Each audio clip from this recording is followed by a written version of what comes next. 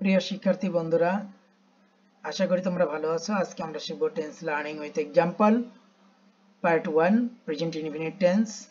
Present indefinite টেন্সের গঠন হলো সাবজেক্ট, ভার্ব, অবজেক্ট। আমরা একটা এক্সাম্পল যদি দেই, reason likes flower. 2 number example, Zara helps her mother. 3 number example, we like to travel. 4 number example, they help always the poor.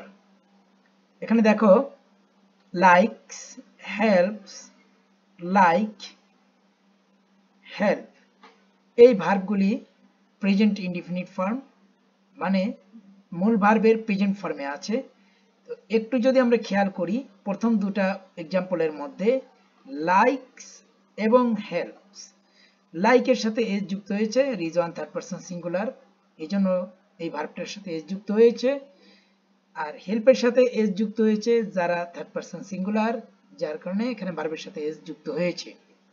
কিন্তু 3 নম্বর এবং 4 নম্বর sentence যদি আমরা দেখি, এখানে আছে লাইক, এখানে আছে হেল্প, এখানে কিন্তু কোনো এস যুক্ত হয়নি, কারণ এটা ফার্স্ট পারসন প্লুরাল আর এটা থার্ড পারসন প্লুরাল। তো আমরা কি জানলাম? আমরা এখান থেকে জানলাম থার্ড পারসন সিঙ্গুলার হলে পরে প্রেজেন্ট ইনডিফিনিটে ভার্বের সাথে এস বা ইএস যুক্ত হয়, যেটা আমরা প্রথম দুটো সেন্টেন্সে দেখতে পাচ্ছি, লাইকের সাথে এস, হেল্পের সাথে এস। আশা করি তোমরা বুঝতে পেরেছো। এবার আমরা আসি প্রেজেন্ট কন্টিনিউয়াস টেন্স। এর স্ট্রাকচার হলো subject plus am, is, are plus মূল ভার্বের প্রেজেন্ট ফর্মের সাথে আইএনজি প্লাস সাবজেক্ট। এক্সাম্পলে যদি যাই, number 1, Zara is helping her mother. Number 2, they are going to market. Number 3, I am cleaning a table. Number 4, you are telling lie. শিক্ষার্থী বন্ধুরা, এখানে দেখো, এখানে যারা থার্ড পারসন সিঙ্গুলার, যার কারণে এখানে ভার্ব ইজ বসেছে। আমরা 2 নম্বর সেন্টেন্সে যদি দেখি যে দের পরে আর, এখানে দে থার্ড পারসন প্লুরাল, এই জন্য এখানে বসেছে আর। নাম্বার 3 যদি দেখি, এখানে বলেছে আই অ্যাম, এরপরে অ্যাম বসেছে, কারণ আই ফার্স্ট পারসন সিঙ্গুলার।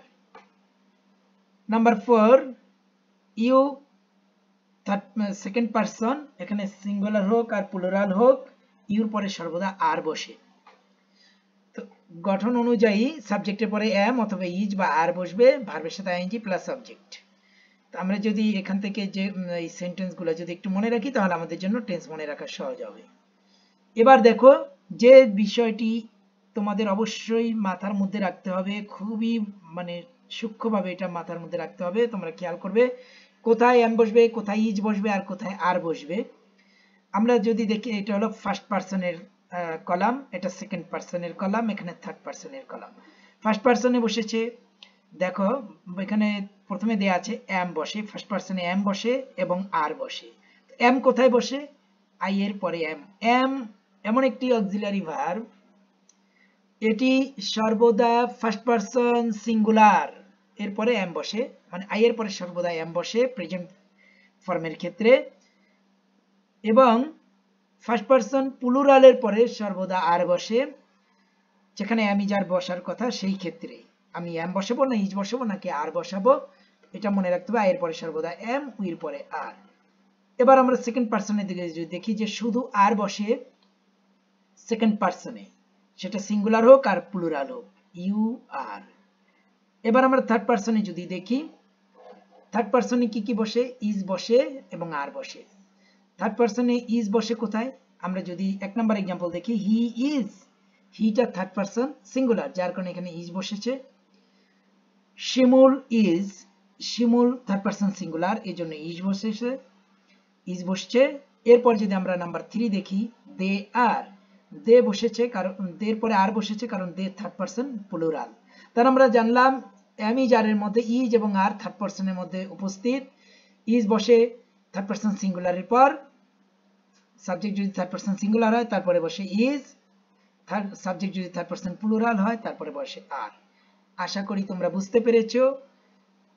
তোমাদের যদি ভিডিওটা পছন্দ হয়, একটা লাইক তোমাদের কাছে আমি আশা করতেই পারি। আজকের মতো এখানেই, আল্লাহ হাফেজ।